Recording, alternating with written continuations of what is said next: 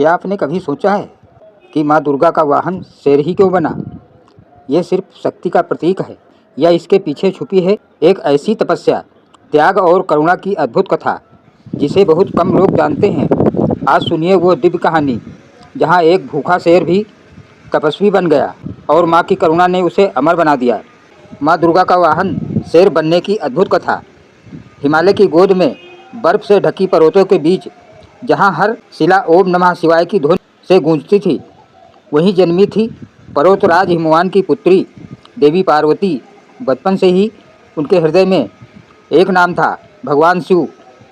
देवर्षि नारद ने भविष्यवाणी की थी कि पार्वती ही शिव की अर्धांगिनी बनेंगी। तभी से उनके मन में यह संकल्प अटल हो गया, मैं शिव को ही अपना पति बनाऊंगी। घोर तपस्या की शुरुआत।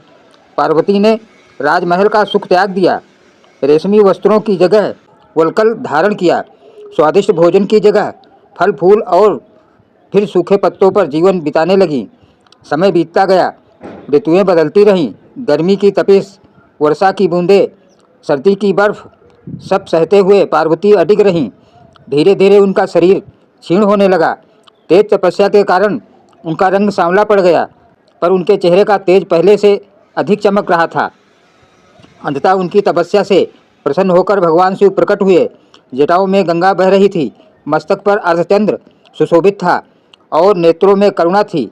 पार्वती, मैं तुम्हारी भक्ति से प्रसन्न हूँ, शिव बोले। पार्वती ने झुककर कहा, प्रभु मैं आपको ही पति रूप में चाहती हूँ। और इस प्रकार उनका दिव्य विवाह संपन्न हुआ। एक शब्द जिसने सब बदल दिया। विवाह के बाद एक दिन कैलाश पर सहज वार्तालाप हो रहा था। हंसी मजाक के बीच शिव ने स्नेहपूर्वक पार्वती को काली कह दिया। शिव का भाव प्रेमपूर्ण था, पर पार्वती के हृदय को शब्द चुभ गया। उन्हें लगा, क्या मेरा रूप ही मेरे प्रेम की पहचान है? मन आहत हो गया। उन्होंने निश्चय किया कि मैं पुनः तप करूंगी। दूसरी तपस्या और एक अनदेखा साक्षी। पार्वती पुनः वन चली गईं। घोर वन, जहाँ हिंसक पशु विचरते थे, वहीं एक विशाल भयानक शेर भी रहता था। एक दिन वह शेर घूमते घूमते उस स्थान पर पहुंचा जहां पार्वती तपस्या में लीन थीं। शेर की आंखों में भूख थी। उसने सोचा, यह तो मेरा भोजन है, पर जैसे ही वो पास आया, तपस्या के तेज से पीछे हट गया। उसके पंजे कांप उठे, आंखें झुक गई। मैं प्रतीक्षा करूंगा, उसने मन ही मन ठाना। भूख से बड़ा तप। दिन बीतते गए, महीने बीत गए, वर्ष बीत गए। शेर वहीं बैठा रहा। कभी भूख उसे उकसाती, अब खा ले, पर हर बार तप की अग्नि उसे रोक देती। धीरे धीरे शेर का मन बदलने लगा। भूख की जगह भक्ति ने ले ली, हिंसा की जगह संयम ने जन्म लिया। वो अब केवल एक शिकारी नहीं था, वो एक मौन साधक बन चुका था। वरदान का क्षण। अंततः भगवान शिव पुनः प्रकट हुए। पार्वती, तुम्हारी तपस्या पूर्ण हुई, वर मांगो। पार्वती ने कहा, प्रभु मुझे मेरा पूर्व रूप वापस चाहिए। शिव ने वर प्रदान किया। जैसे ही पार्वती स्नान हेतु गईं, उनके शरीर से निकला काला तेज एक नई देवी के रूप में प्रकट हुआ। देवी कौशिकी और पार्वती पुनः गौर वर्ण की हो गई। तभी से वे माँ गौरी कहलाने लगी। करुणा का वरदान। स्नान के बाद जब वे बाहर आईं तो उन्होंने देखा, वही शेर अब भी वहीं बैठा है, कई वर्षों से भूखा पर संयमी। पार्वती का हृदय पिघल गया। वे शिव के पास गईं और बोली, हे नाथ, यह शेर वर्षों से मुझे भोजन समझकर प्रतीक्षा कर रहा है, पर इसने मेरे तप का सम्मान किया। जितना तप मैंने किया उतना ही इसने भी किया है। इसे दंड नहीं, वरदान मिलना चाहिए। शिव मुस्कुराए, तुम्हारी करुणा ही तुम्हारी सबसे बड़ी शक्ति है। उन्होंने शेर को आशीर्वाद दिया, आज से तुम देवी की सवारी बनोगे, तुम्हें दिव्यता प्राप्त होगी। क्षण भर में शेर का रूप तेजस्वी हो गया। उसकी दहाड़ में अब अहंकार नहीं, धर्म की गर्जना थी।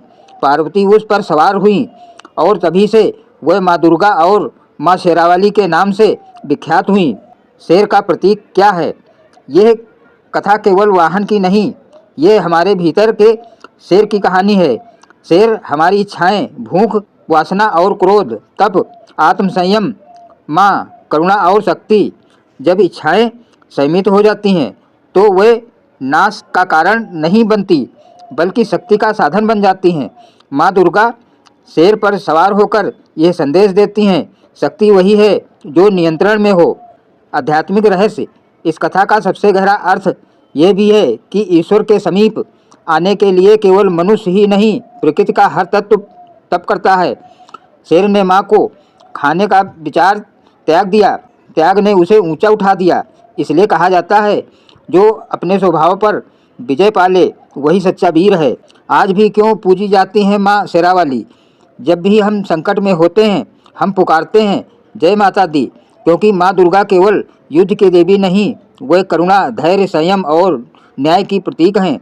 उनका शेर हमें याद दिलाता है, डर मत, तेरे साथ माँ की शक्ति है। अंतिम संदेश ये कथा हमें सिखाती है, अपमान भी कभी कभी आत्म विकास का कारण बनता है।